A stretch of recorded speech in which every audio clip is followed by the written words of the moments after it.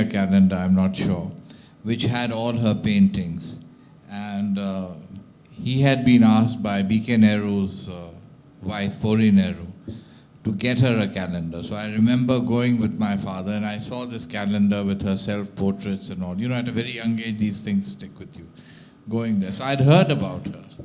And I saw some of her paintings, and I was always very impressed with this great, very evocative.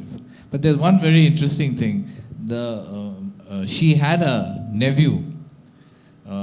His name was Frankie. He's called Frankie Shergil. And in this whole crowd of Sardars, he was one who also had some artistic aspirations. So he was a bottle supplier, but he used to also paint, and he painted these huge canvases of these very, voluptuous women. And I told him, I said, look, Frankie, why don't you come to Bangalore, where there's a great art scene? All you have to do is to invest in a kind of a brochure, and I'll get it circulated. So he said he wasn't prepared to do that. And Frankie's son is a Bollywood star called Jimmy Shergil. Oh, okay. Okay, so that's... Yes, I was wondering if there was some connection. There's a connection there. Right. Well, I think Amrita inherited a lot of her talent from her mother, who was very artistic, but she had a lot of difficulties in that relationship because her mother was very ambitious and wanted her to do very well and to marry someone rich and famous. So as a result, when Amrita did marry her first cousin, Victor, and they were childhood sweethearts, he knew her very well and she felt comfortable with him. But because, he was the son of Amrita's mother's sister, but she treated him quite badly. I've mentioned that in my biography, the letters exchanged between Amrita and her mother, so that finally it was impossible for them to live in Shimla, and that's why they shifted to the family estate in Saraya, UP. Did you ever go there? I couldn't. You ever want to go, let me... Sure. But the family was all in Delhi at that point, so they didn't see the point. But of course, I got graphic descriptions. But now they are very politically powerful. Because the teacher that married into the father family, and one of the girls that married to the father. Father is receiving most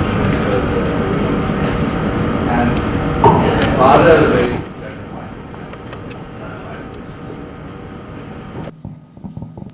So does anyone else have any questions?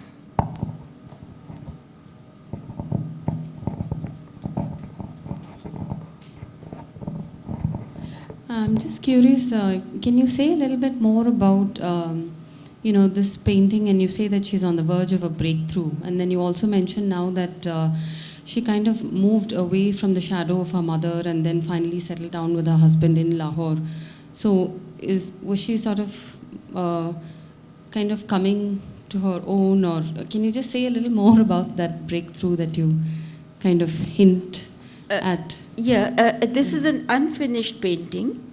It wasn't fully finished, but we can see that, as I mentioned, the use of color here is more like, not as volume. It doesn't have volume. It's like planes.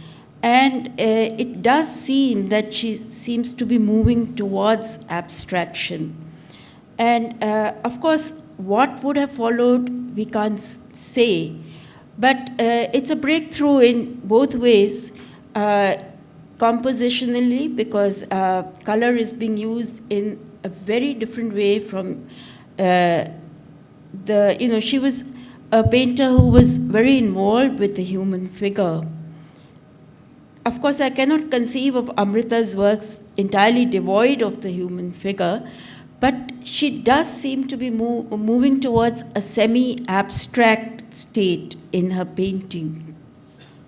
And also, of course, thematically, she is moving into a wider canvas which is situating her works.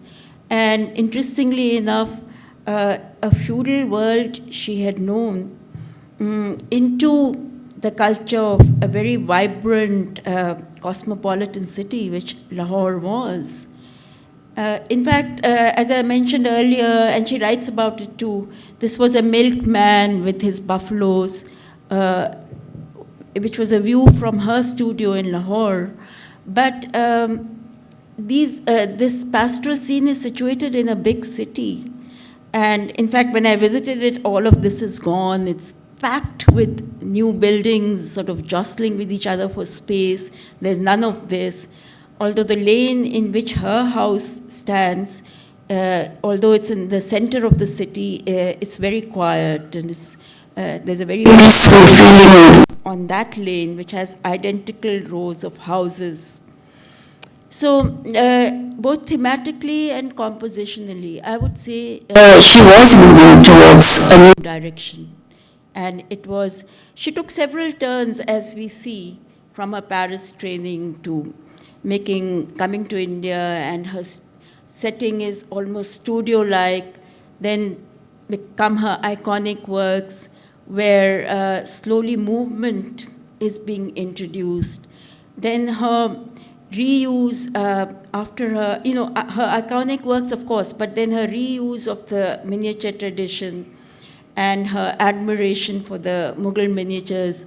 And then we see a turn where she seems to be moving towards semi-abstract works.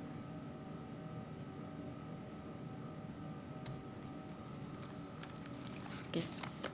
Thank you.